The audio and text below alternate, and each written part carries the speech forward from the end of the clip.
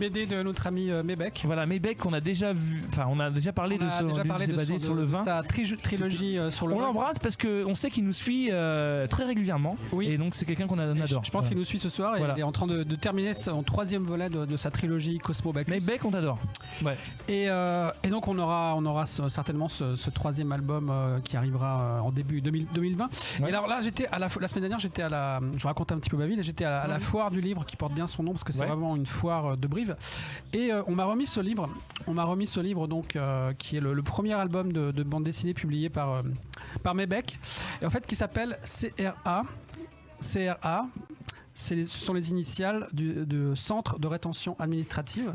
Alors les centres de rétention administrative, ce sont des lieux, ma foi, on va dire fort peu sympathiques qui existent en France, en Europe, en Afrique, qui sont des sortes de camps avec des caméras, des policiers, des barbelés, des grillages, des portes, beaucoup de portes.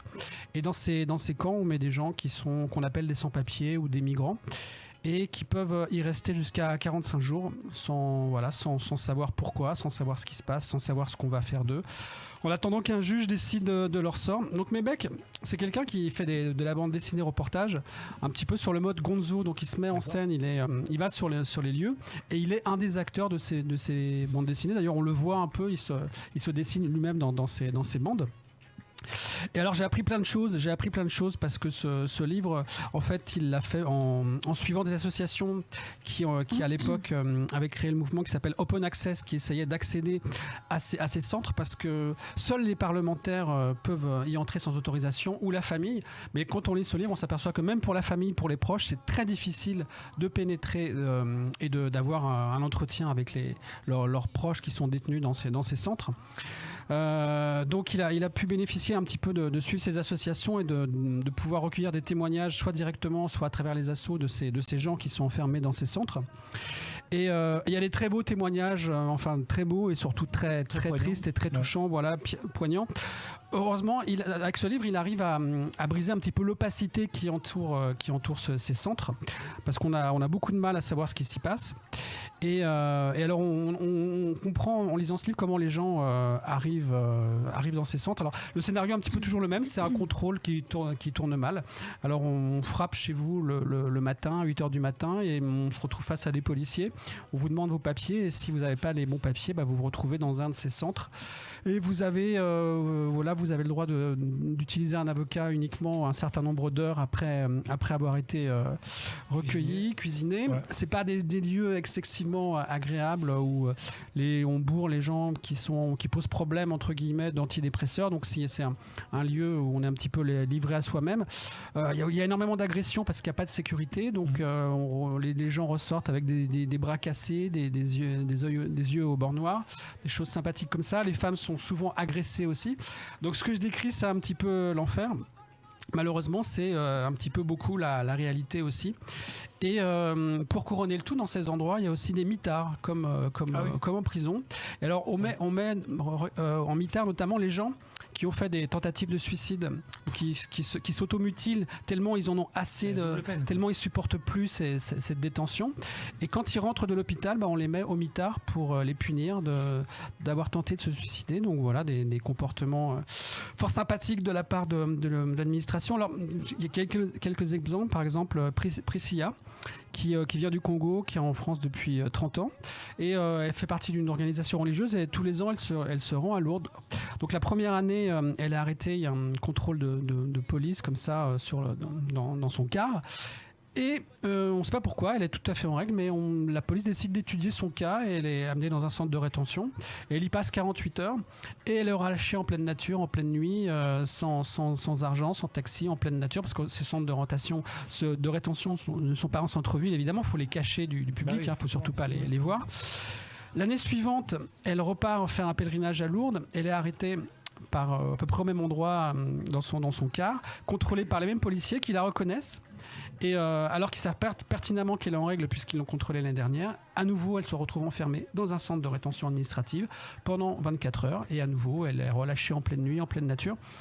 Voilà, un genre de comportement fort sympathique. Alors il y a aussi témoignage d'une personne qui s'appelle Siem Souid. Alors, elle est très intéressante parce qu'elle a travaillé pour la police aux frontières à Orly. Et elle a quitté cet organisme parce qu'elle était assez déçue par le comportement de ses collègues. Alors, elle raconte une anecdote dans son livre d'un papa marocain qui se promenait à Euro Disney avec son fils, qui avait un visa touristique. Alors, il faut savoir qu'il y a une loi qui stipule qu'on doit avoir 10 € en espèces quand on est un touriste en France. Ah oui. Et il n'avait pas ces 10 € en espèces. Donc, il montre à l'agent de police sa carte Gold et il dit je vais retirer 10 €. Et puis, comme ça, vous allez gentiment me laisser tranquille. J'ai les papiers, je suis un touriste. Et on ne l'a pas laissé retirer sa carte, ses 10 €. Et on l'a renvoyé gentiment au Maroc. Voilà, un touriste marocain qui se promenait à Euro Disney avec son fils. C'est sympathique, n'est-ce pas? Voilà, donc ce livre raconte tout ça. Il y a un témoignage aussi que j'ai trouvé assez bouleversant. C'est une petite fille qui parle du jour où on a enlevé ses parents. Et dit quelque part, on emmenait papa et maman où ils ne voulaient pas aller. Donc effectivement, ils ne voulaient pas aller dans ce centre de rétention administrative. Et puis, voilà, alors 2 fois, on a été avec des policiers en voiture pour voir un monsieur qui s'appelle le juge et qui n'est pas gentil. Donc c'est la voix d'une petite fille qui regarde ça du haut de ses 4 ans, voilà, comment on traite sa famille. Donc c'est aussi assez déprimant. Donc voilà, si vous êtes des travailleurs qui travaillent en France depuis 10 ans, 20 ans, 30 ans, mais sans bulletin de salaire parce que ça arrange certains patrons de ne pas déclarer leurs salariés, vous avez intérêt à vous méfier des gens qui frappent à votre porte à 8h du matin parce que ça peut vous amener dans ce genre d'endroit. Voilà. Donc il y a tout un business derrière, puis sans compter le business des passeurs qui depuis l'Afrique font miroiter à ces gens une vie meilleure qui n'est pas forcément meilleure. Voilà, puis il y a un petit glossaire, il y a un petit glossaire à la fin du livre qui nous apprend ce que c'est la PRF, un arrêté préfectoral de reconduite à la frontière, où le OQTF, l'obligation de quitter le territoire français, la PAF, la police aux frontières, ou TA, le tribunal administratif. Donc voilà, tout ça c'est dans ce livre de Mébec avec toujours son style que j'aime bien, très, très brutal, très noir et blanc, très âpre et puis très personnel surtout. Mébec, vraiment belle personne, et là il y a vraiment beaucoup de contenu. Et pour ça peut faire réfléchir. Moi, c'est un livre qu'on pourrait même proposer aux j'espère qu'il est dans les écoles. J'espère, proposer aux étudiants, aux écoliers. J'espère qu'il circule. Ce serait vraiment intéressant. D'ailleurs, il a fait une version de ce livre pour les petits. Pour les petits? Ouais, une version illustrée en couleur pour les petits avec un texte simplifié. On peut les trouver où? Alors oui, j'oublie de dire que c'est chez l'éditeur, les éditions. Ma chère Margot, peux-tu me dire le nom de l'éditeur qui est marqué sur la couverture du livre en bas? Ce sont les éditions Des ronds dans l'eau. Voilà, Des ronds dans l'eau. Alors ça a été publié en 2014, c'est toujours disponible aux éditions Des ronds dans l'eau, CRA de Mébec. Merci Pierre, vraiment pour toujours avec Mébec, quelque chose. Un sujet un petit peu plus léger, c'est la parution de l'album D'ici Paris. Ah oui, D'ici Paris. Qu'on reçoit la semaine prochaine. Ouais. Superbe groupe. Peut-être que vous les connaissez. Ça fait une transition avec vous, peut-être de Verge, vous connaissez D'ici Paris? De nom, mais je pense que je connais un titre. On a dû connaître, c'est un groupe qui avait commencé dans les années 80. Ah mais oui. Avec Marie. Alors, avec Marie au chant. Peut-être que Marc, on fait la transition parce que Marc, peut-être Marc, tu connais D'ici Paris? Ouais, je connais, parce que c'était Marie qui était une petite amie Daniel à l'époque. Ouais. C'est ça. Avec Anis Salvina qui a repris après. Ouais, c'est ça, ouais. Et maintenant c'est la fille d'Anis Salvina qui est au chant. Qui est au chant. Super. Ouais, c'était un des groupes dit post-punk. Voilà, c'est la deuxième vague. C'est la deuxième vague.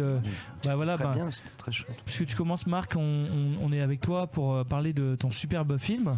Voilà, donc j'ai vraiment superbe travail. Peut-être qu'avant de te remercier.